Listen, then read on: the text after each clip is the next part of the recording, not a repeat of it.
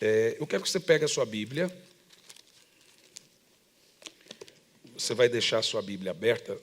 Nós vamos ter um momento de palavra e depois um momento de orações e ministrações. Mas bem rápido, nós temos algumas dezenas de livros na nossa editora e eu gostaria de indicar a você esses livros. Tem gente que fala, pastor, eu não gosto de ler. Vai ser dominado por quem gosta. A mente forte domina a mente fraca. E o que deixa a mente de uma pessoa forte é o exercício dela, a leitura. Então, normalmente as pessoas não gostam de ler. Elas também votam errado. Fazem um monte de coisa errada, justamente porque não gostam de ler. Então, temos alguns livros ali para indicar a você. Esse mês entrou no nosso catálogo da editora Vem, esse livro, Graça para o Culpado, de Charles Spurgeon. Charles Spurgeon foi um dos maiores pregadores de todos os tempos. Ele foi um pregador britânico que converteu-se ao cristianismo em 1850. Aos 16 anos pregou o seu primeiro sermão, no ano seguinte tornou-se pastor de 16 anos. Com 17 anos tornou-se pastor de uma igreja batista em Cambridge. Eu me tornei pastor também aos 16 anos. Em 1854 foi chamado para ser pastor na capela New Park Street, em Londres. Mais tarde viria a se chamar Tabernáculo Metropolitano. Estive lá, é uma igreja que cabe umas 5.000 pessoas. Desde o início do seu ministério, seu talento para exposição dos textos bíblicos foi considerado extraordinário. Esse livro aqui tem um negócio impressionante nele. Primeiro, porque Spurgeon lutou durante boa parte da sua vida contra uma depressão e venceu a depressão. Esse livro aqui foi uma bênção na minha vida, sempre ainda, né? Nos momentos mais difíceis, eu lia sobre esses temas, graça para o culpado.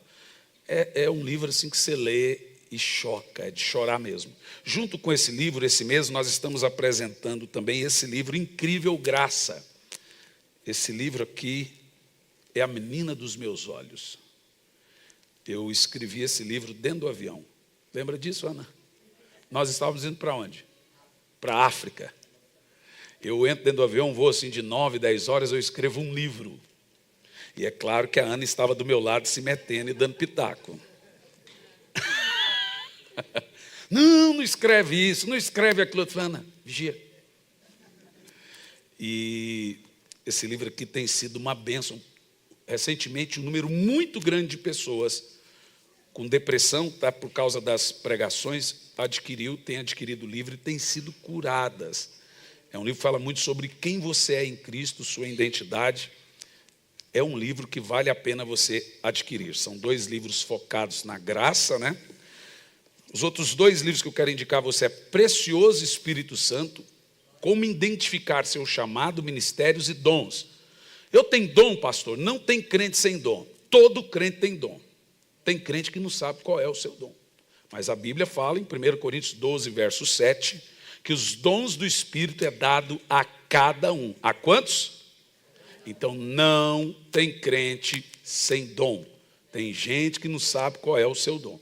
Esse livro foi feito para você identificar os seus dons. E um dos livros, esse livro foi por 2 anos um dos livros mais vendidos do Brasil, o mais vendido no meu ministério, agora foi ultrapassado pelo livro Incrível Graça. Mas um dos livros mais vendidos no meu ministério é esse, Arrependimento Profundo e Eficaz. Teologicamente falando, contextualizadamente falando, dizem por aí que é o mais profundo. Dizem por aí. Tem mais um outro livro aqui que eu amo demais, O Ladrão da Noite, Contagem Regressiva para o Arrebatamento. Jesus está voltando, gente. E o mais recente livro do pastor Luciano Subirá, também foi lançado pela nossa editora, Impacto de Santidade, Compromisso Profundo, Resultados Extraordinários. Se você percebeu, nós falamos de 1, 2, 3, 4, 5, 6 livros. O Anjo Caído, o livro do Anjo Caído não veio? Acabou, esgotou até na editora o livro já. São 6 livros. Se você fosse comprar esses livros separadamente, esse aqui é 40, olha o tamanho do livro. esse livro aqui de capa dura, que agora veio de capa dura, eu prometi para o meu amigo Jair que ia dar um livro desse para ele, mas vou ter que dar, né? Você aprendeu com sua mulher isso, né? Saquei. Uhum. Então, esse aqui também é 40, e todos os outros são 30, daria R$205 os 6 livros, mas tem uma promoção para quem levar tudo. Você terá um desconto de R$65, irmão. Então fica por 140. Irmão, melhor que isso é só eu te dando. É, né? É. Quem gosta de ganhar presente? E dá. Que vergonha. Tem gente que levanta a mão e tem gente que não levanta. Então, R$140 você compra os 6 livros. Alguém chega e vai, eu vou comprar esses 2, dá graça, já dá 80. Mais um do Spurgeon já deu o valor. Na realidade, você está comprando 3 livros e ganhando 3 de brinde. Eu acho que eu vou começar a anunciar assim, que o povo gosta muito mais da palavra ganhar do que desconto, né? Então, aqui minha querida Cleo, alguém dá esse livro lá para o meu amigo Jairo, não sei se ele vai ler, mas sei que ele viaja muito, e a gente que viaja muito gosta de ler. Vai lá, Mateus, leva correndo lá para o Jairo lá. Tá bom? Viu, Jairo? Nunca mais você pode falar que eu nunca te dei nada, ó. Meus queridos, abra sua Bíblia em Atos dos Apóstolos, capítulo 4, versículo 12. Num contexto bem rápido, eu quero falar hoje sobre o único caminho.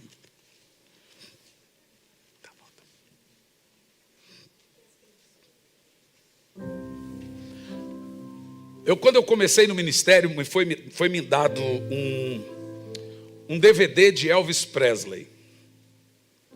Mas era um DVD dos hinos. Não sei se você sabe, o Elvis começou cantando nas igrejas. E os hinos mais famosos que nós vemos hoje, muitos deles foram compostos por Elvis Presley. Algemado por um peso, oh, quão triste eu andei,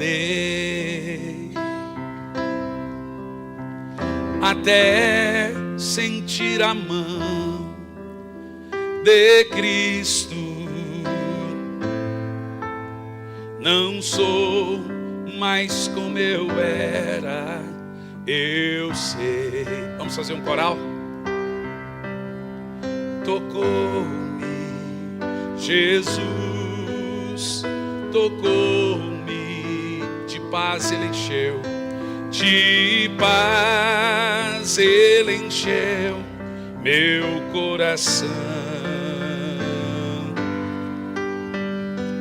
Quando o Senhor Jesus me tocou, livrou-me da escuridão. Desde que aceitei, desde que aceitei a Cristo e senti seu terno amor, tendo achado paz e vida, para sempre cantarei em seu louvor. Cante como num lindo coral. Tocou-me,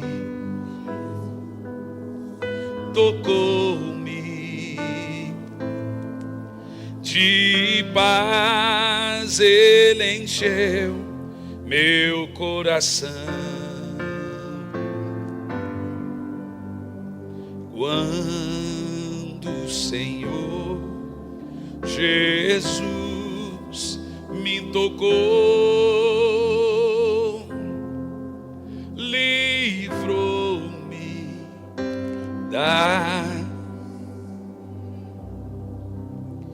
em Atos, no capítulo 4, no versículo 12, nós lemos assim: e em nenhum outro há salvação.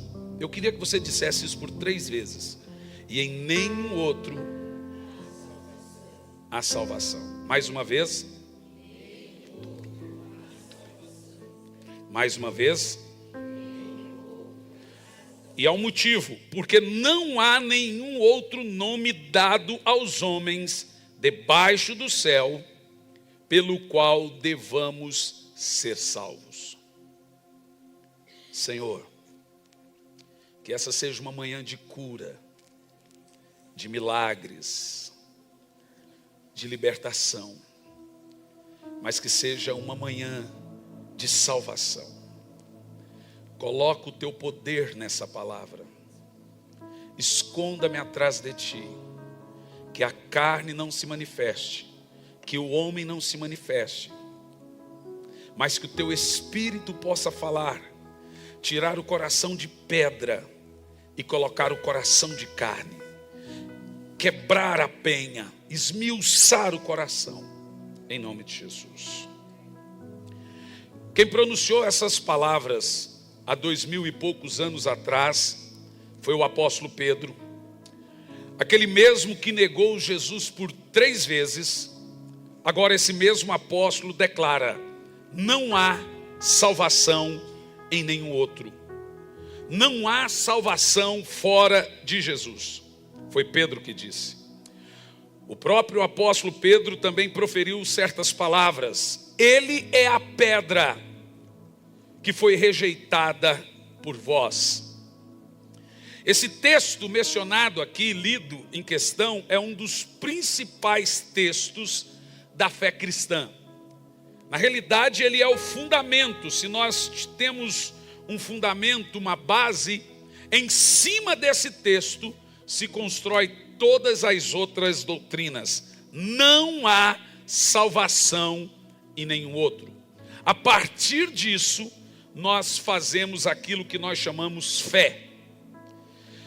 E eu gostaria de desembolsar a você, mostrar a você aqui nessa noite alguns motivos. O porquê o cristianismo crê que não existe salvação fora de Jesus.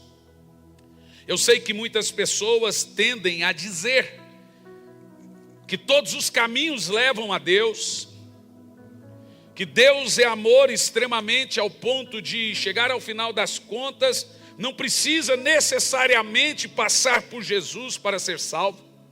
Eu sei que nós encontramos um conceito hoje chamado ecumênico, em que as pessoas, cada um ora para um determinado Deus, e elas pensam que isso funciona.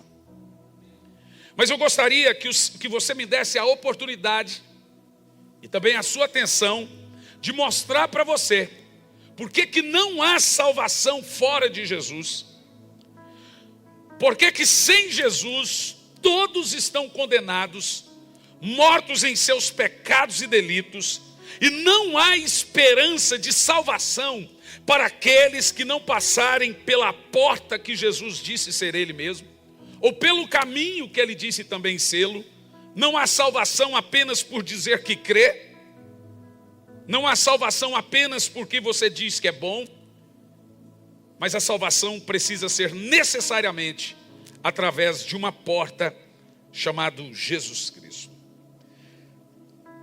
E nós temos 3 motivos o porquê que Jesus é o único caminho que conduz à salvação.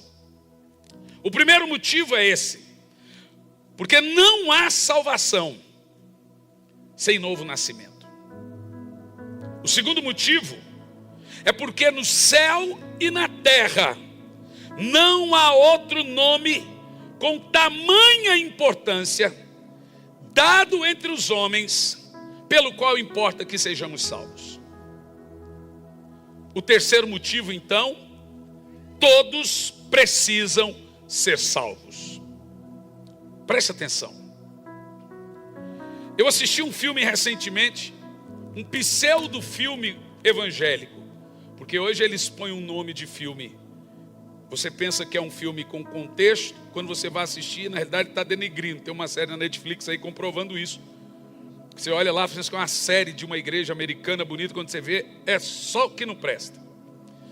Fizeram também um outro filme de um pastor, pregador do evangelho, que durante muitos anos da sua vida ele dizia que precisava entregar a sua vida a Jesus para ser salvo. Mas de repente ele supostamente ouve Deus dizendo que ele tem que parar de falar isso, que as pessoas não precisam ser salvas. As pessoas não necessitam ser salvas. E o argumento desse filme é que Deus é um Deus amoroso, que Jesus veio e morreu por todos e tirou o pecado do mundo. Então, se Ele tirou o pecado do mundo, Ele já morreu por todas as pessoas. Então, as pessoas não precisam ser salvas, pois já estão salvas. Nesse argumento, ele está ensinando que Jesus, tendo ele já morrido por todos os pecadores, ele já levou os pecados do passado, presente, futuro, de todos os crentes e não crentes, dos que confessam Jesus e dos que não confessam Jesus, porque ele é o Cordeiro de Deus que tira o pecado do mundo. Essa doutrina tradicionalmente é chamada de universalismo, que quer dizer que Deus vai salvar universalmente todos os homens por causa do sacrifício de Cristo. E não necessita necessariamente que o homem precisa confessar Jesus como seu único e suficiente Salvador. Em contrapartida, nós já temos um outro grupo de pessoas que diz que todo aquele que fala com a boca, Jesus é Senhor, está salvo. Ou todo aquele que um dia, uma vez na vida, levantou a mão na igreja e dizendo: eu aceito Jesus como único e suficiente Salvador da minha vida, está salvo. Independente do que ele fizer depois, se ele só falou com a boca, ele está salvo. De maneira nenhuma. Você sabe qual é o valor que tem essa oração que nós fazemos levantando a mão na igreja? Nenhum. A Bíblia diz em Romanos 10 que tem que confessar com a boca. Isso é importante, publicamente, mas tem que crer de todo o coração que Jesus é o Senhor, então você é salvo.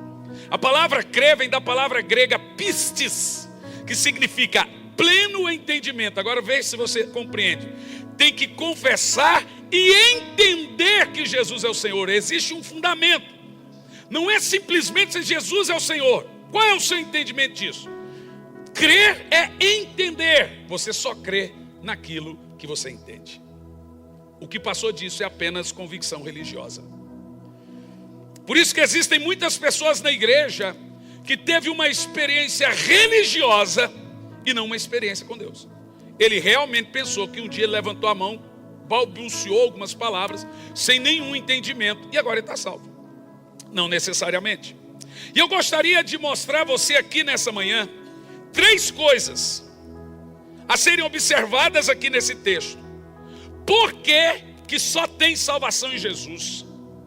Por que não existe possibilidade de mistura entre Jesus e qualquer outra, olhe bem para mim, Jesus e qualquer outra religião? O homem será salvo de qualquer outra religião. Olha, eu não gosto muito de pronunciar a palavra religião, porque Jesus não fundou nenhuma. Eu prefiro falar, não há salvação em nenhum outro. Veja que o texto não diz não há salvação em nenhuma outra, sugerindo em uma outra igreja. O texto diz não há salvação em um outro nome, não em uma outra placa de igreja ou uma outra denominação. A salvação é nele. Em primeiro lugar, por que cremos que não há salvação para aqueles que não confessarem Jesus como o suficiente Salvador da sua vida? Em primeiro lugar, a doutrina que é ensinada nesse texto. Qual é a doutrina que nós aprendemos aqui? Em primeiro lugar, todos precisam ser salvos. Bem o contrário do que nós temos ouvido, do politicamente correto, sugere que todo mundo é filho de Deus. Mas observe o seguinte: Maria estava com uma criança no colo, e o nome dessa criança era Jesus. E o nome dele é Jesus. Um nome muito comum na época, teve vários nomes. Jesus, Barrabás, se chamava era Jesus. A palavra Rabás é Jesus. Bar é filho de Rabás. Barrabás não é o nome dele, é filho de Rabás, mas o nome dele era Jesus Barrabás. Então, basicamente, Jesus foi trocado por outro Jesus. Então tinha muitos que tinham esse nome, Jesus. Era um nome comum. Esse nome é um nome aramaico, mas em hebraico o nome é José, ou Josué. Jesus, José e Josué é o mesmo nome. Mas a Bíblia Sagrada nos ensina que Maria estava com o Jesus. E ela começou a cantar um cântico com Jesus no colo. A minha alma se alegra em Deus, meu Senhor. Meu espírito se alegra no meu Salvador. Veja, os senhores, que até a mulher santa, a Santa Maria, a mulher mais bem-aventurada entre todas as mulheres, disse que precisava de um Salvador. Maria precisou de um Salvador. E ela chamou aquela criança que cresceria e morreria por ela de Salvador. Salvador da minha alma. Sugere que se Jesus não tivesse morrido por Maria, ela teria ido para o inferno. Se ela precisou de um Salvador. Todos precisam ser salvos. E por que todos precisam ser salvos? Por uma coisa simples. O pecado de Adão condenou todos à morte. Em Adão, toda a raça humana morreu física e espiritualmente. O homem nasceu para não morrer. Mas agora, porque Adão pecou, o chamado pecado original, entrou nos genes desse homem uma doença genética, que eu e você temos ela hoje, chamado envelhecimento, que leva à morte. Todo mundo morre dessa doença, hoje de outras também. Mas envelhecimento é a doença do pecado. Essa doença chamada envelhecimento, ou desconcentração celular, despigmentação celular, você põe o nome que você quiser, é uma doença originada do pecado que mata todos os seres humanos. Essa doença veio por causa do pecado de Adão, e existe algo na Bíblia que se ensina, ou chama-se depravação total, que sugere que todo homem é caído, depravado, mortos em pecados e delitos. A Bíblia diz que ele é inimigo de Deus. Não há quem entenda, não há quem busque a Deus. A Bíblia diz que todos pecaram, se fizeram inúteis e agora são passivos ao fogo do inferno. A doutrina central da graça na Bíblia sugere que não há gente boa na terra. Todos são culpados. Mas e as crianças? São verdadeiras serpentinhas. Mas é uma pobre criança inocente. É porque é criança. Significa que é porque não tem força para fazer mal e nem capacidade suficiente para fazer mal a alguém. Porque se tivesse, faria. E eu vou lhe provar isso. A minha menina tem 3 anos de idade. E vira e mexe, você tem que tirar a ignorância do coração dela. Mas eu vou citar o Jean como exemplo, ele não gosta. Mas o Jean, quando tinha os seus 2 aninhos de idade, e eu achava aquilo assim, tanto quanto interessante, eu tiro mensagem de tudo. Ele estava mamando, e quando faltava leite, ele mordia até sair sangue. E ele mamava o leite misturado com sangue. De tanta raiva que ele ficava quando faltava leite. Aí ia para o outro seio. Faltava, ele mordia com tanta raiva e batia. Eu falei, mas rapaz, mas esse menino tá bem. Aí agora, o resto da semana, minha esposa passava pomada e ficava, porque já estava machucado. E aí ele, às vezes, estava no meu colo, ele punha a mãozinha assim no meio do relógio, ficava puxando para tirar. Quando ele não conseguia, gente, era outra criança. E batia, e ficava nervoso, de tanta raiva, porque não conseguia alguma coisa. Um dia eu falei, gente, tira a cabecinha dessa criança que morde a mãe, a ponto de sair sangue, e põe num corpo de um homem de 18 anos, o que faria com a mãe? E nem sentiria culpa. Todo mundo nasce mal. Quem ensina os seus filhos a mentirem? Essa menina tem 3 anos, a minha. Ela fala um negócio, que é isso, filha? Não estou brincando. Significa que eu estava mentindo. Mas quem ensinou ela? Inclusive até a desculpa do estou brincando. Ninguém. Nem na escola ela foi ainda. Ela solta cada coisa. Por quê? Os genes, a árvore genealógica de Adão, o pecado, a natureza pecaminosa, já está dentro do homem. Escute bem. Você não é pecador porque você peca. Não é o seu pecado que te faz pecador. Você peca porque você é pecador. É a sua natureza que te faz pecar e não o seu pecado que faz a sua natureza.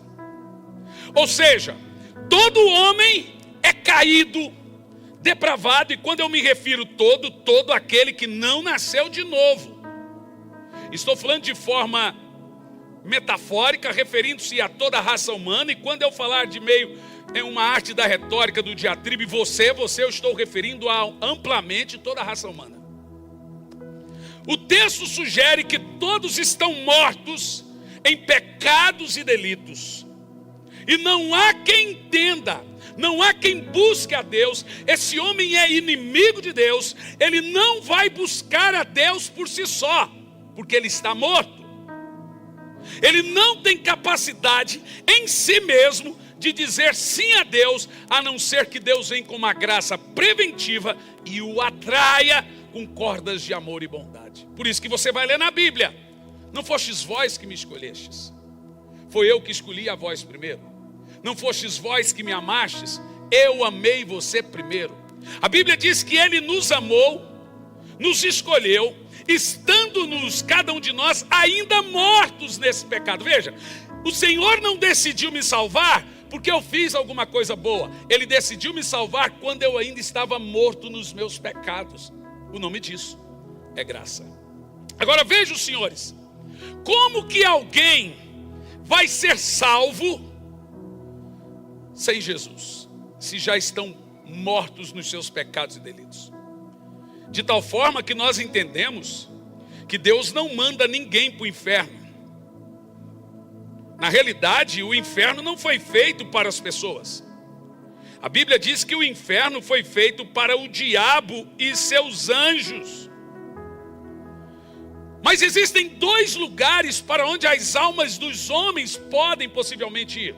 Você tem o plano físico e o plano espiritual. No plano espiritual você tem apenas duas estradas, 2 caminhos: o céu e o inferno. Deus fez o inferno para o diabo e seus anjos, mas lá já habita almas. Se esse homem que morre sem Cristo não pode entrar no céu, só existe um outro lugar para onde ele vai. Por isso que o termo inferno no Velho Testamento é chamado Sheol, no Novo Testamento é chamado de Hades, e Jesus usou um outro termo chamado Vale de Ginon ou Giena. E esse termo é dado justamente porque a alguns quilômetros de Jerusalém existe um vale chamado Vale de Ginon, que na realidade significa incinerador de lixo, muito quente. Então Jesus, ao mencionar o inferno, ele usou aquele incinerador do lixo de Jerusalém para falar: lá é um incinerador de lixo, de almas, onde o fogo não se apaga. E na realidade, meus irmãos, as pessoas não percebem que elas são mais pecadoras do que imaginavam. Tem gente que pensa que elas são boas, mesmo contendo alguma bondade nelas, nós pecamos mais do que pensamos. A Bíblia Sagrada diz que nós pecamos de várias maneiras. Por exemplo, nós pecamos com nossas palavras. Em Mateus 12:16 diz que todo homem dará conta das suas palavras diante de Deus. Alguém uma vez me disse: mas eu não me lembrarei dessas palavras. Não é você que tem que se lembrar, é Deus que não se esquece. Você se lembra de todas as suas palavras? Claro que não. Você já mentiu alguma vez? Você já falou mal de alguém alguma vez? Claro que não. Você já pronunciou murmurações, já reclamou da vida, você fala palavrões? Agora pense, todas as nossas palavras de alguma forma estão gravadas, não sei qual é a tecnologia do céu, e guardadas. E diz a Bíblia em Mateus 12,16, que serão usadas contra nós. Tudo que o homem fala, ele vai dar conta no dia do tribunal. Cada palavra que dissermos é gravado. Em segundo lugar, nós pecamos fazendo obras. Diz a Bíblia que toda pessoa dará conta do que fez pelo meio do corpo diante de Deus. Isso é chamado de obras. Tudo que você faz no meio do corpo, seja obras boas ou más, são chamadas de obras. Tudo que você faz é gravado e não será esquecido. Aquilo que você fez, que seu pai, sua mãe não viu, seu marido, sua esposa, seu pastor, Deus viu. Na realidade, a única pessoa que não deveria ver, talvez seja a única que vê. Isso é chamado de obras. E nós temos obras más, obras boas e obras mortas. Obras mortas são aquelas que eu deveria fazer e não fiz e passou o tempo. Por exemplo, tem uma pessoa aqui, Jesus manda, vai lá e prega. Não preguei, a pessoa morreu. Morreu a obra. Em terceiro lugar, depois de nós pecarmos fazendo, falando, a Bíblia também diz que nós pecamos não fazendo. Então lá no tribunal o Senhor vai chamar, bode para a esquerda, ovelha para a direita. Os da esquerda, apartai-vos malditos para o fogo eterno, preparados para o diabo e seus anjos. Os da direita, bem-vindos os benditos. Da esquerda, malditos. Esses dias eu perguntei o que esse povo, porque até então todo mundo pensava que era crente, mas lá no dia ele vai separar joio de trigo. O joio e o trigo crescem na mesma terra, recebem as mesmas bênçãos, têm o mesmo sol e o mesmo dono. Se eu tentar tirar joio, eu tiro o trigo também, é o Senhor que tira. A diferença é que no dia da colheita o trigo vai para o celeiro, o joio vai para o fogo. A diferença do bode e da ovelha é que é só no dia, eles têm o mesmo patrão, comem a mesma ração, moram no mesmo pasto, recebem sol e chuva abundantemente. E você não sabe, mas no dia o Senhor sabe a separação. Aos que estiverem à esquerda ele vai chamar de malditos e vai falar, vai para o fogo eterno. Aos que estiverem à direita ele vai chamar de benditos e vai falar, vamos para a salvação eterna. Aí você fala, o que esse povo fez de tão grave para ir para o fogo eterno, que Jesus disse, preparado para o diabo e seus anjos? Você vai ler na Bíblia, você fala, eles não fizeram nada. O que eles fizeram? Literalmente, nada. Porque aqui nós temos uma classe de gente que está indo para lá, não é porque fizeram, é porque não fizeram.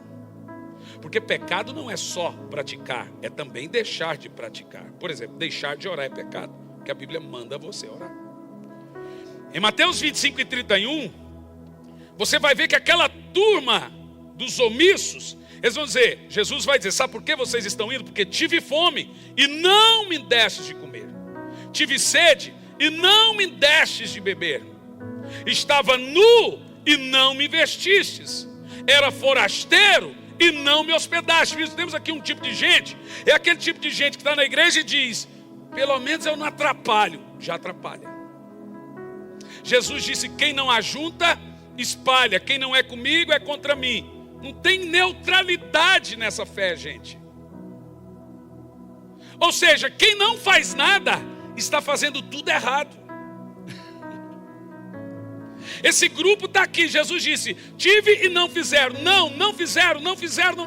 O que esse povo fez para ir para o inferno? Nada. Literalmente, nada.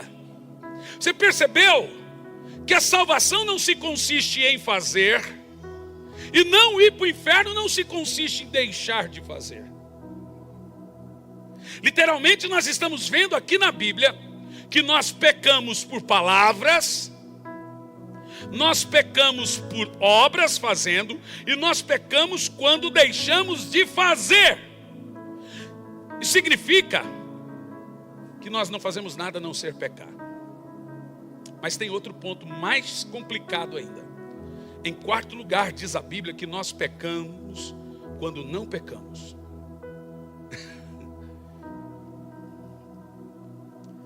Esse texto aqui, em Romanos 2:16, diz assim: no dia em que Deus há de julgar os segredos dos homens por Jesus Cristo, de acordo com o meu evangelho. Uau, isso para mim é chocante. Deus vai julgar os nossos desejos. Então veja, Deus não vai julgar somente uma coisa que eu fiz, Deus vai julgar o porquê eu fiz também.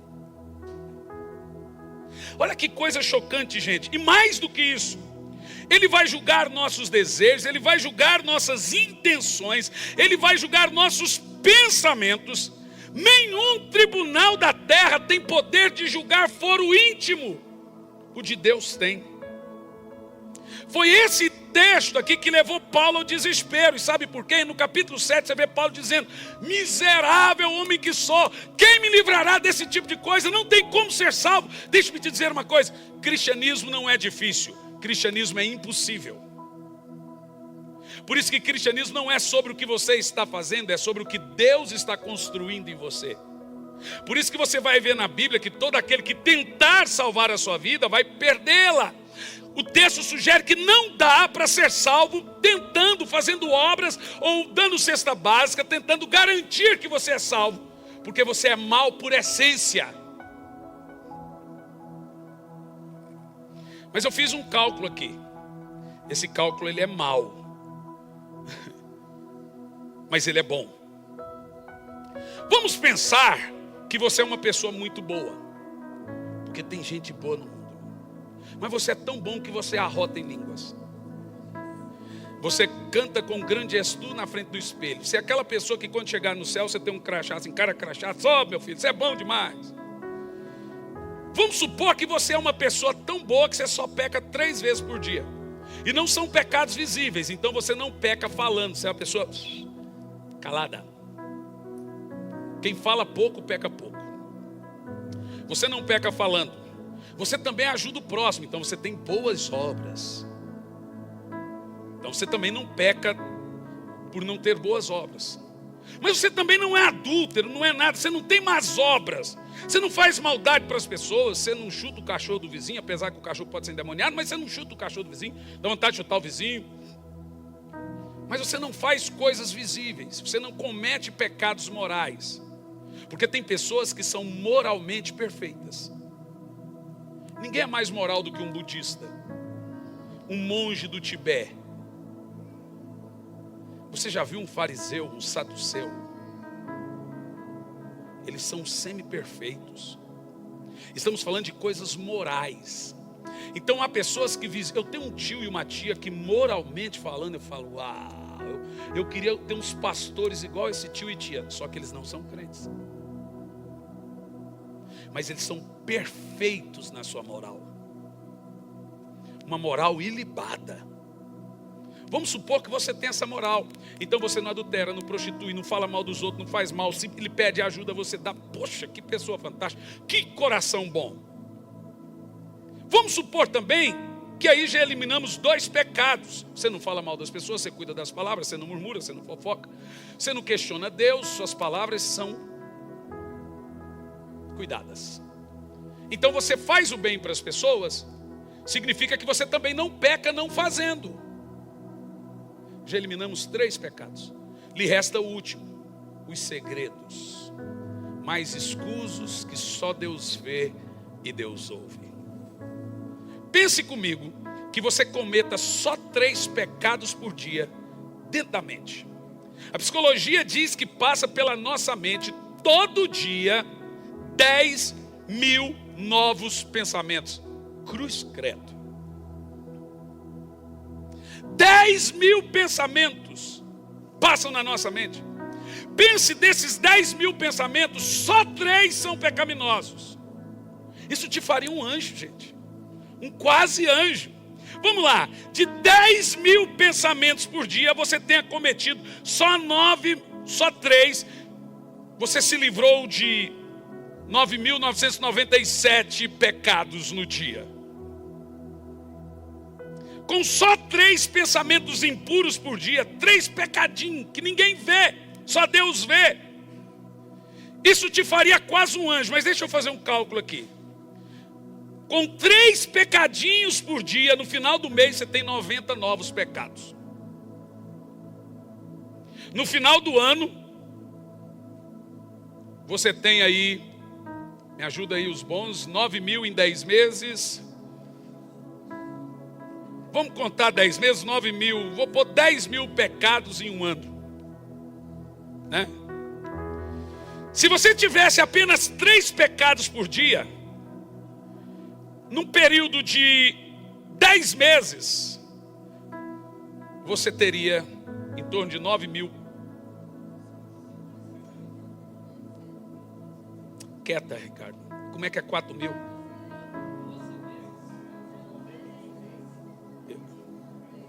Aonde é que você está, Ricardo? 9.400 e alguma coisa. Minha cabeça não está funcionando agora. Você é contador, alguma coisa, você é mágico, benzedor. 10.000 e poucos pecados. Vamos arredondar para 10. 10.000 pecados. Olhe bem para mim, gente.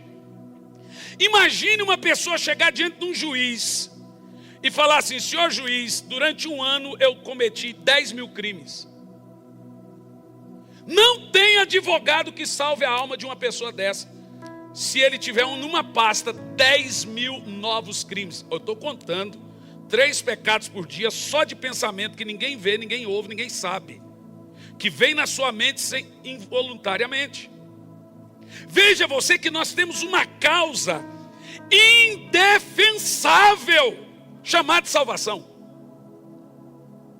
Por isso que a Bíblia diz: não há quem busque, não há um justo. Você não pode achar que você agora é uma pessoa boa porque deixou de fazer alguma coisa ruim.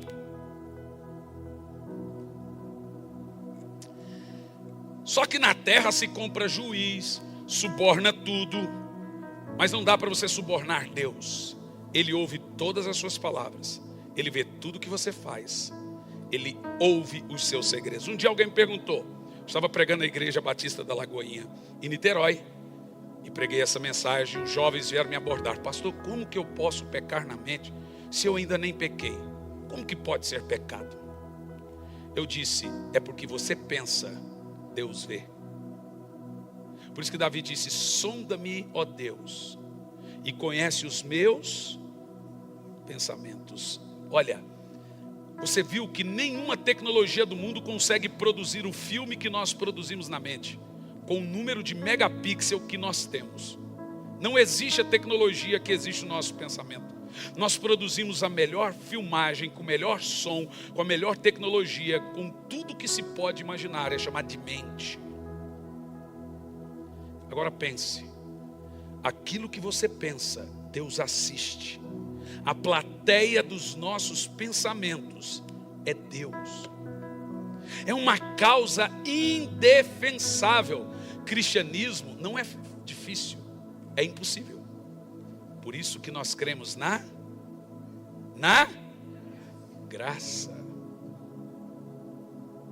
Não dá para você dizer: fazendo ou não fazendo isso eu vou ser uma pessoa melhor. Veja bem o que você precisa entender. Tem uma crise complicada aqui nesse contexto. A Bíblia diz que Deus não inocenta o culpado. A alma que pecar, essa morrerá. Então veja, você não precisa cometer 10.000 pecados para deixar de entrar no céu. Você não precisa cometer 3 pecados para deixar de entrar no céu. Se você cometer um, você não entra. Porque o céu é lugar de gente perfeita. E pastor, então nem o senhor é salvo. Pois é. O céu mora Deus, lá é um lugar de gente santa. Tem que ser perfeito para entrar no céu. Eu te pergunto, então como você vai ser salvo? Boa pergunta. Responda para você mesmo. Como que alguém vai ser salvo sendo que você tem que ser perfeito para entrar no céu. Me diga se uma boa obra ou qualquer outra coisa pode conduzir você à salvação, a não ser que essa não seja por meio de Jesus Cristo. Por isso que você precisa entender agora que o homem, por melhor que ele seja, ele não pode salvar a si, por causa do pecado que está na sua natureza. Ele se inclina para fazer coisas erradas. Por isso que salvação é passar pelo caminho do sangue, que a Bíblia chama novo e vivo caminho. Por isso que quando você chegar diante de Deus, eu lhe pergunto, como uma pessoa tão má como eu vai chegar diante de Deus e não ser consumido? Um Deus que tem olhos de fogo, que é santo, que a sua presença mata até os mais consagrados, como ele disse para Moisés, se esconda, senão você morre. Como que eu e você vamos chegar diante de Deus e sobreviver à presença dele? Eu lhe explico. Imagine que, vou arrumar um rico agora de manhã, que o Ricardo ficou rico. Lembra de mim quando entrares no paraíso, Ricardo? E o Ricardo comprou uma fazenda com muitas ovelhas, umas 1000 cabeças. Se eu não for lá uma vez por mês, eu picho uma praga, não sei. E agora o Ricardo tem 2 ovelhas prenhas, que vão dar à luz no mesmo dia. Olhe bem para mim. Uma dá à luz e o bebê morre. A outra dá à luz e a mãe morre. Agora nós temos filho sem mãe e mãe sem filho. Quem me entende? Pense comigo aqui, senhores. Ele pega o corpo da ovelhinha morta e joga no pasto junto com a mãe morta. Agora ele pega a ovelhinha viva e fala, essa ovelhinha tem cara de filho, jeito de filho, nasceu na mesma data. Eu vou dar para mamar, para sobreviver. Então ele pega a ovelhinha e leva para a mãe. E a mãe olha e fala, tem jeito de filho, cara de filho, igual filho, deve ser meu filho. Aí vem a ovelhinha para mamar. Mas ele se esquece que a identidade nesse reino não é medida pela aparência, mas pelo cheiro. Por isso que muitos animais ainda comem a placenta para saber se realmente é deles. É o cheiro que identifica a filiação. Aí ela sente o cheiro e fala, não é o meu. E começa a maltratar a ovelhinha, e empurrar. E o Ricardo fica preocupado, essa ovelha vai morrer. Ele tira a ovelha, mas ela vai morrer de fome, ela está sendo maltratada, parece filho, tem jeito de filho, cara de filho, mas não é filho. O que é que eu faço da vida agora? Ele se lembra que lá no pasto tem um corpo de uma ovelhinha morta, o filho da mãe. O que ele faz? Vai lá e pega o corpo da ovelha morta, tira a pele e veste a ovelha viva. No Velho Testamento nós vimos uma história assim. Alguém que Deus queria que fosse primogênito, não era primogênito. Devia ser, mas não era. Então Deus o vestiu com a veste do primogênito. E o pai o reconheceu pela... Ali está explicando o plano da salvação. A história de Esaú e Jacó. Então o Ricardo pega essa ovelha e veste ela e leva de volta para a mãe. Agora tem jeito de ovelha, cara de ovelha, idade da ovelha e cheiro do filho. Mas não é porque ele é filho, é porque ele está vestido do seu filho. A Bíblia diz que quando você chegar diante de Deus, você tem que chegar pelo novo e vivo caminho, que é o sangue de Jesus. Se você não estiver revestido desse sangue que foi derramado na cruz do Calvário, você não será reconhecido como filho, porque a santidade dele já consome você. Você será derretido diante dos olhos de Deus. Então, como eu não serei consumido? A Bíblia usa um termo, vestir-se de cordeiro, revestir-se de Cristo. Todo aquele que recebeu Jesus como seu Salvador, ele vai chegar diante de Deus, a Bíblia diz, com confiança, sem medo e sem culpa. Porque quando Jesus olhar para ele, vai ver o sangue de seu filho. Lhe explico de maneira mais clara ainda. Quando o anjo da morte desceu no Egito, Deus disse, passa sangue nos umbrais da porta, um cordeiro para cada família. A casa que estiver manchada de sangue, a minha ira vai passar por cima e não vai ver o que está dentro da casa. Você percebeu? Esse texto está explicando como seremos salvos. Quando você chegar diante de Deus, se você morrer hoje, você chega diante de Deus no julgamento. Se você não estiver revestido da salvação de Cristo, do sangue de Jesus, você nem conversa com ele. A presença dele consome você. Os olhos dele matam você, de tamanha santidade. Mas todos nós chegamos diante de Deus, vestidos do sangue do Senhor. Deus não te ama porque você é bom. Deus te ama porque Ele é bom. Deus não te ama porque você ama Ele. Você ama Ele porque Ele te amou. Você não é aceito porque Ele viu coisas boas em você. Você é aceito porque Jesus, o justo, sem nenhum pecado, Ele foi o Cordeiro perfeito. Ele morreu por você.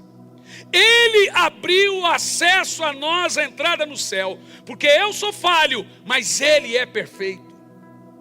É por Ele, através de Jesus, que eu tenho plena entrada ao reino dos céus. Por isso que não tem como. A salvação é impossível. Ela não é difícil. Ela é impossível. Por isso que só através do Cordeiro de Deus, que tira o pecado do mundo, que os homens podem ser salvos. Senão eles não têm entrada. É pelo sangue de Jesus. Sabe o que eu estou dizendo com isso? E aqui eu vou concluir agora.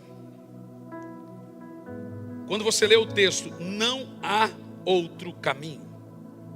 Eu sou o caminho, eu sou a verdade, eu sou a vida. Ninguém vem ao Pai se não for por mim. Nós temos a segunda observação do texto. Em João 14, no versículo 6, nós lemos assim, Jesus disse, eu sou o caminho, a verdade e a vida. Mas olha em 1 de João 5, do 11 ao 12, olha esse texto. O testemunho é esse, que Deus deu a vida eterna. Agora olha o texto, irmãos. E a vida eterna está em seu Filho. Qualquer um que diz que há salvação em qualquer ismo, não há salvação. Se você for comigo a Meca, lá estão os ossos de Mahoma ou Maomé. Se você for comigo a Jebus, a antiga Jerusalém ou Jerusalém antiga, lá estão os ossos de Davi e muitos apóstolos, os ossos de Maria. Vamos comigo em outros lugares, estão os ossos de Buda, Confúcio e tantos outros. Mas eu quero que você venha comigo ao túmulo de José de Arimateia em Jerusalém. Lá está escrito, Ele não está aqui, Ele ressuscitou. O túmulo está lá, mas está vazio. Então deixe-me te dizer, qualquer outro ismo veio no mundo para confundir você e pensar que todos os caminhos levam a Deus. Então eu não posso te enganar, não há salvação em nenhum outro. Por isso que ecumenismo é uma desgraça, porque ele nivela o cristianismo por baixo. Pense o seguinte, na Índia tem 500 milhões de deuses. Tem um deus lá que se chama Cebola. Pense os senhores, nós temos aqui agora um indiano, um cristão. Temos aqui agora um outro, e agora vamos ter um culto ecumênico. Significa que cada um ora para um Deus, mas não pode mencionar a palavra nome Deus, ou cada um ora subjetivamente. Para quem que se ora? Então agora Jesus, que deu a vida pelos pecados do mundo, que abriu a porta para você entrar no céu, aquele que crê nele, você tem que reduzir ele aos demais mortais e às demais coisas. Na Índia até a vaca é um deus, rato. Pega o nome precioso, o nome que está acima de todos os nomes, dado pelo qual importa que sejamos salvos. E quando você fica pensando em qualquer outra coisa, a não ser Jesus, você pega o nome de Jesus e diminui ele a nada. Então eu quero aqui te dizer a você e aos milhares que nos assistem, olhe para mim, se você não entregar a sua vida a Jesus, se você morre sem isso, você vai para o inferno, você não é salvo. Mas se eu entregar, não importa o pecado que você cometeu, o passado que você teve, quem você matou, quem você roubou, todo aquele que entrega a vida a Jesus, todo o seu passado é jogado no mar do esquecimento e ele não se recordará mais, ele não trará lembrança. Então veja, não é ruim, é bom. Pastor, não é pesado você dizer isso? Não, não é. Veja, põe para mim na tela João capítulo 1, versículo 12. Porque o mundo diz o seguinte, todo mundo é filho de Deus. Mas nós lemos aqui nesse texto, a vida eterna está em seu Filho. Agora João 1 e 12, olha o texto. Evangelho.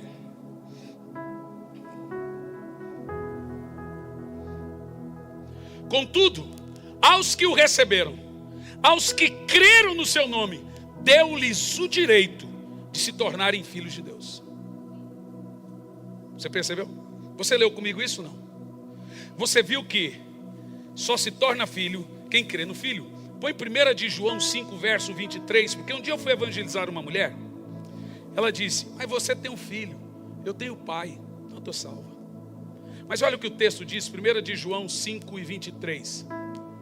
Esse texto, ele é extremamente poderoso, para você entender que a salvação se consiste em entender isso que eu estou pregando, e confessar Jesus como seu Salvador, e aí então, você pode fisicamente estar vivo, e se morrer você está salvo.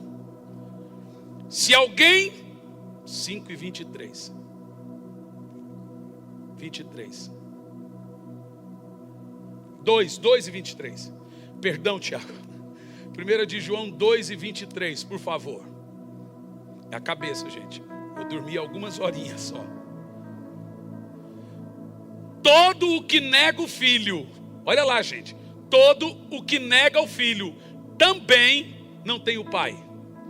Quem confessa o Filho, tem o segredo da salvação está em quem aqui no texto? Quem tem o Filho, tem o Pai. Quem não tem o Filho, não tem o Pai. Significa que sem Jesus, ninguém tem acesso a Deus. Ele diz: eu sou o caminho. Quem vem a mim, vê o Pai. Isso é muito poderoso. Em segundo lugar, a doutrina é essa porque é a doutrina para ser salvo. Em terceiro lugar, as consequências dessa doutrina são o que foi lido: toda religião sem a graça, sem ser revelada unicamente em Jesus. Qualquer religião que aponta Jesus mais alguma coisa, Jesus mais isso, Jesus mais aquilo outro, ela é fingida. Então nós temos até mesmo no cristianismo pessoas que já começaram a colocar amarras para outros serem salvos. Você precisa fazer, alguém uma vez me disse: irmão, você tem que ser santo para ser salvo. Não, você não tem que ser santo para ser salvo. Você só é santo se você for salvo. Você só vai conseguir manter e ter santidade se tiver a salvação. Você não tem que ser santo para ser salvo. Você só é santo se for salvo. A santidade vem depois. Ela é um fruto do Espírito. Você não tem que se esforçar, você precisa crer. Primeiro passo: eu sei que sem Jesus não há salvação. Eu sei que sem Jesus não tem como ter entrada no reino de Deus. Então o que eu tenho que fazer para ser salvo? Foi a pergunta do carcereiro. E Pedro responde para o carcereiro: não rape os cabelos do sovaco e você será salvo. Aleluia. Amém. Não pinte o cabelo. Não corte o cabelo modernamente, né, pastora Denise? Pastor Elisandro deve ter umas 4 cores nesse cabelo aí. Tem gente que coloca amarras. Deixa-me te dizer, nenhuma religião do mundo existe a palavra graça. Já se fez essa pergunta? Salvo pela graça é só em Jesus. Salvo sem nenhuma corrente, sem nada lhe prendendo. O que você precisa fazer para ser salvo? Crer no Senhor Jesus Cristo, confessar publicamente com a boca e entender de todo o seu coração que Jesus morreu pelos seus pecados, que você só vai para o inferno se você quiser, não importa o que você fez no verão passado. Todos aqueles que confessarem Jesus como seu único e suficiente Salvador, este é salvo, este será salvo, este estará salvo. Porque a salvação é única e exclusivamente obra de Jesus na cruz. Isso é graça. Graça não é fazer, posso fazer o que eu quiser que estou na graça. Não, graça é isso que eu estou te dizendo. Essa é a doutrina da graça. Se consiste eu sou pecador, eu sou depravado, eu não posso me salvar. Tudo que eu fizer vai complicar. Mas eu entreguei a minha alma a Jesus. Eu peco, mas eu fui justificado. Eu não serei justificado, eu fui justificado. Eu me arrependo dos meus pecados. E toda vez que eu me arrependo, eu me aproprio do sangue que derrama sobre os meus pecados, e Ele não vê mais. Entendeu o que eu disse? O arrependimento é uma obra que faz o sangue pingar em mim, e o Senhor me perdoar por causa daquele sangue derramado. Diga comigo, isso é graça. Diga, isso é graça. Deus não é mau, Deus é muito bom. Ele é tão bom que Ele mandou alguém tão bom e perfeito para você que é tão mau, porque nós somos maus. Hitler era um homem mau? Não. Hitler é só uma amostra do que o homem pode vir a ser sem Cristo. Todo mundo pode vir a ser algo assim, sem a graça. O que eu tenho que fazer para ser salvo então, pastor? Bom, essa resposta é fácil responder. Eu tenho uma maneira de ganhar almas muito simples.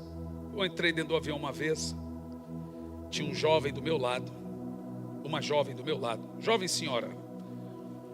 Eu comecei a conversar com ela. Irmão, sentou do meu lado, vai para a rede, meu filho, vai ouvir do evangelho. Então nem senta. Falou, tudo bem, a minha intenção é outra. Tudo bem, não sei o que. E aí eu perguntei, você faz o quê?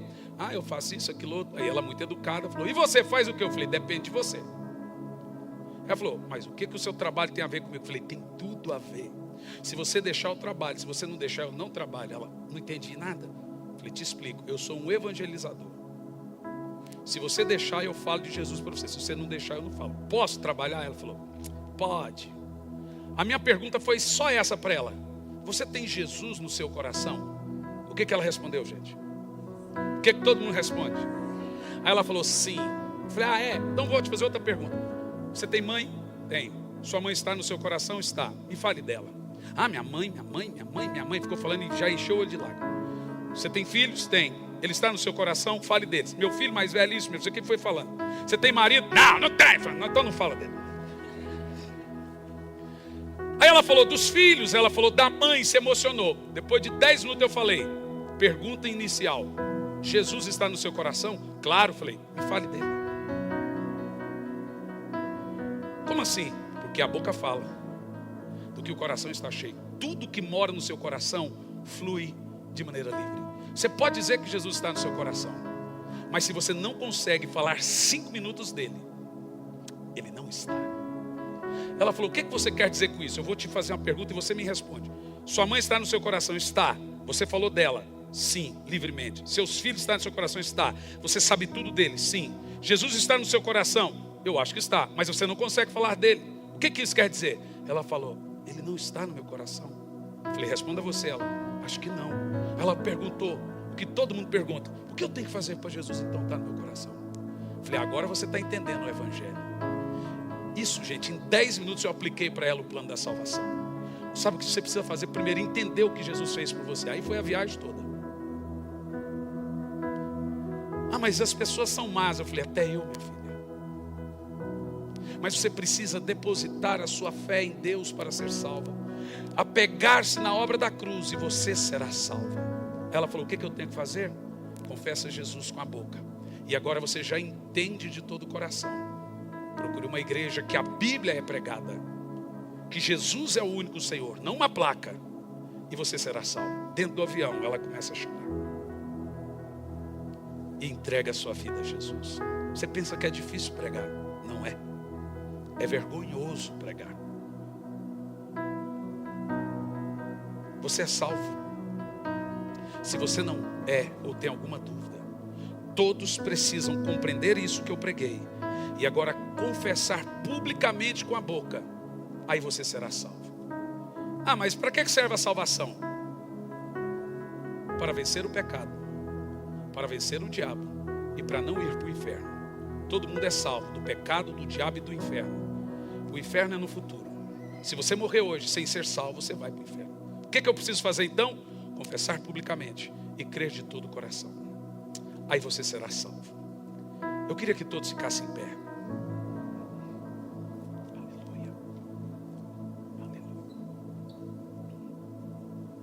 Põe a mão no seu coração. E eu vou fazer uma pergunta antes de orar por cura e libertação nessa cruzada, no primeiro dia da cruzada. Irmãos, há 22 anos eu sou um evangelista. Realizo cruzadas em boa parte do mundo. É isso que eu prego. Quando eu comecei a minha vida, eu disse: Senhor, me deixa sem comer, sem beber, sem vestir, mas me dê almas que eu viverei. Senhor, me dê almas ou tire a minha. Eu sou um ganhador de almas. Esse ano nós temos cruzadas na Argentina, temos cruzada na Colômbia, temos cruzada no México, temos cruzada no Chile, na Inglaterra, na Suíça. E isso é uma cruzada. Aplicar Jesus nas pessoas. O que você precisa fazer para ser salvo? Primeiro, confessar publicamente que Jesus morreu por você, entregando a sua alma a Ele. Isso tem que ser público. Como que funciona essa confissão pública? Você precisa levantar a mão, dizer: Senhor Jesus, eu te entrego a minha alma. Eu reconheço que o Senhor morreu pelos meus pecados e eu quero ser salvo através do seu sangue. Quem quer fazer isso? Levanta a mão que eu quero orar por você nessa manhã. Pode levantar a mão bem alto, vai levantando a mão. Isso, vai levantando a mão. Não fique com a mão abaixada, bem alto. Se quer entregar a sua vida, sua alma a Jesus, vai levantando a sua mão. Faça isso agora. Faça isso. Você quer entregar a sua alma ao Senhor e ser salvo pelo caminho do sangue dele? Levanta a sua mão e você será salvo através disso. Se você convidou alguém, diga: essa pessoa é com você. Levanta a mão. Jesus quer que você seja salvo. Isso não é religião. Não tem a ver com igreja. Não tem a ver com que virar crente. Tem a ver com entregar a sua alma a Jesus.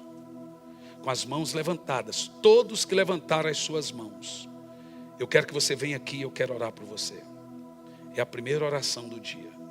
Vai trazendo essas pessoas. Todos que levantaram as mãos vão vindo aqui. Se você convidou alguém, traga essa pessoa até Jesus agora. Venham todos. Venham, tem mais pessoas. Venham. Venham, queridos. É Jesus que está te chamando.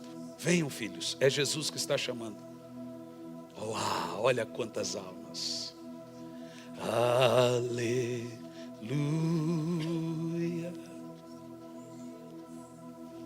Aleluia.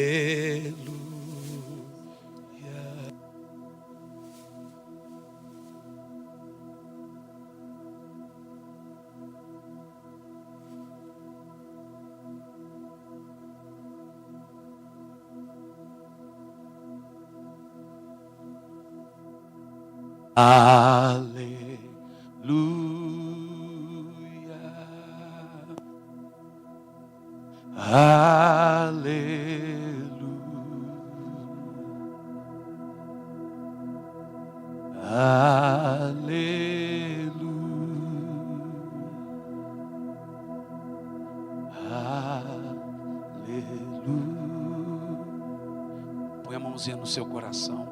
Tem mais pessoas aí. Agora eu quero chamar aqueles que estão afastados e querem voltar para o amor do Senhor. Todos que querem retornar aos braços do papai, vem à frente agora. Vem à frente. Você não está só, vem à frente. Jesus Cristo, eu te amo. Cante. Jesus Cristo, eu te amo. Há um momento espetacular de salvação aqui agora. São dezenas de pessoas vindo a Cristo para serem salvos. Põe a mãozinha no seu coração. Deixe-me dizer uma coisa a vocês. Esse mundo é mundo cão. Ele é mau. As pessoas morrem de câncer nesse mundo. As pessoas ficam doentes. As pessoas cometem delitos. Mas existe um futuro nos aguardando. Para todos aqueles que têm Jesus, existe uma esperança. que é a glória. Com a mão no seu coração, você vai repetir comigo essas palavras: Senhor Jesus, perdoe os meus pecados, faça com que meu passado seja jogado no mar do esquecimento. A partir de hoje, eu sou uma nova criatura em Cristo Jesus. As coisas velhas se passaram e tudo se fez novo. Senhor Jesus, eu te entrego a minha alma. Salva-me pelo teu sangue, pelo teu sacrifício. Eu te reconheço como meu Salvador. Glória a Deus. Vê um senhor como o senhor aqui à frente chorando desse jeito. Isso nos faz amar a igreja. Alguns poucos conseguem ver essa cena que eu estou vendo aqui. Isso é uma cena que deveria ser frequente. Cristianismo é as pessoas entenderem Cristo e virem à frente em lágrimas. Isso é igreja. Aleluia, Jesus. O Espírito Santo está aqui nessa manhã.